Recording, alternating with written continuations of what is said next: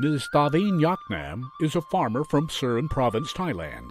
After trying out the methods of the system of rice intensification, popularly called SRI, on a small piece of land, she adopted some of its practices on her rice fields. The results were encouraging.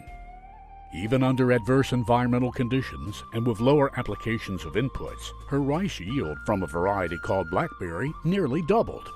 Thaveen Yaknam is one of thousands of farmers working with the regional project sustaining and enhancing the momentum for innovation and learning around the system of rice intensification, SRI, in the Lower Mekong River Basin, or SRI-LMB project. The Lower Mekong Basin covers part of the Lao PDR, Vietnam, Thailand, and Cambodia. Rice is grown predominantly by smallholding farmers on about 22 million hectares in this region. Nearly 90% of this rice area is rain-fed, having no irrigation, with low productivity and low profitability. Financed by the European Union, SRI-LMB project implementation is led by the Asian Center of Innovation for Sustainable Agricultural Intensification at the Asian Institute of Technology. Partners include the Food and Agriculture Organization of the United Nations, Oxfam America, national ministries and local-level agencies in the 4 countries, as well as universities and civil society organizations. Experts at the SRI Rice Center at Cornell University and the University of Queensland cooperate with the project. The project aims to support the intensification of smallholder agriculture using the SRI idea, the system of rice intensification.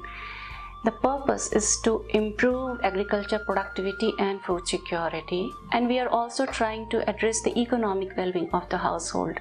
SRI is a suite of rice management practices involving transplanting a reduced number of younger seedlings or using direct seeding with a lower seed rate, maintaining wider spacing between plants, applying compost as much as possible, and keeping the soil just moist, not flooded, to promote its aeration and better root growth, and to enhance the activity of beneficial soil microflora. Well, this very innovative project adopted a participatory, action-oriented and farmer field school-based educational approach, which allowed farmers to explore and adapt SRI practices and make them suitable to their local conditions and requirements under rain-fed production scenarios.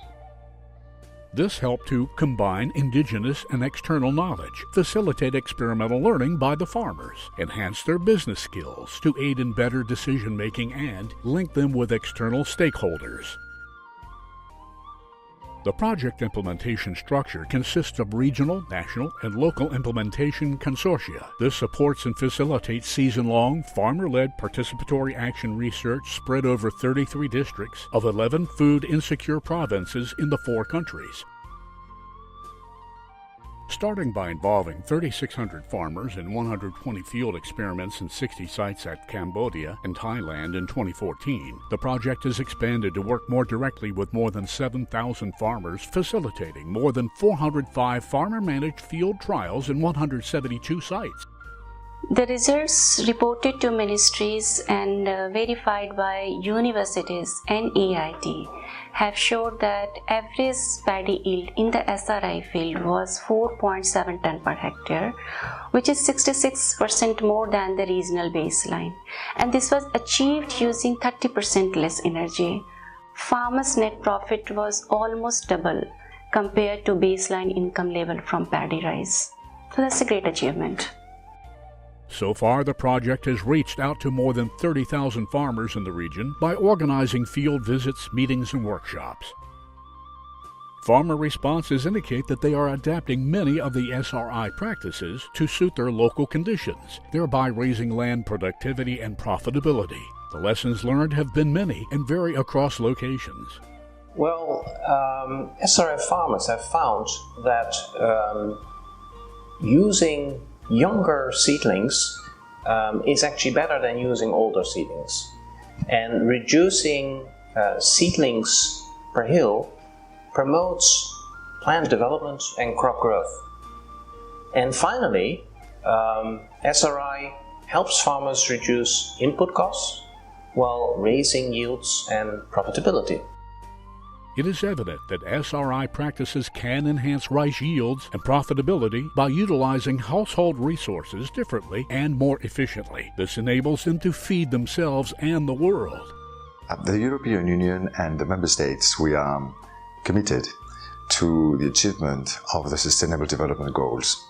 We believe they are important landmarks in the international community to improve the livelihood of humanity in general.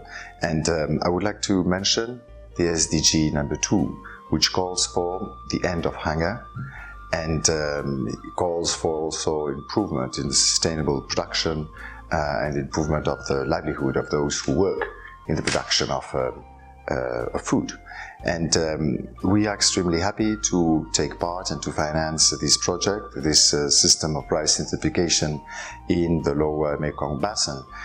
We understand that the livelihood of the producers and the farmers, and particularly the women in countries such as Thailand, Laos, Vietnam and Cambodia will benefit from this project, is actually benefiting from this project because the beneficiaries are learning new techniques to improve the productivity of rice, and therefore I think that the household will improve and eventually and hopefully the general economy of the region and of this area. So we are very proud and very happy to take part in this wonderful project.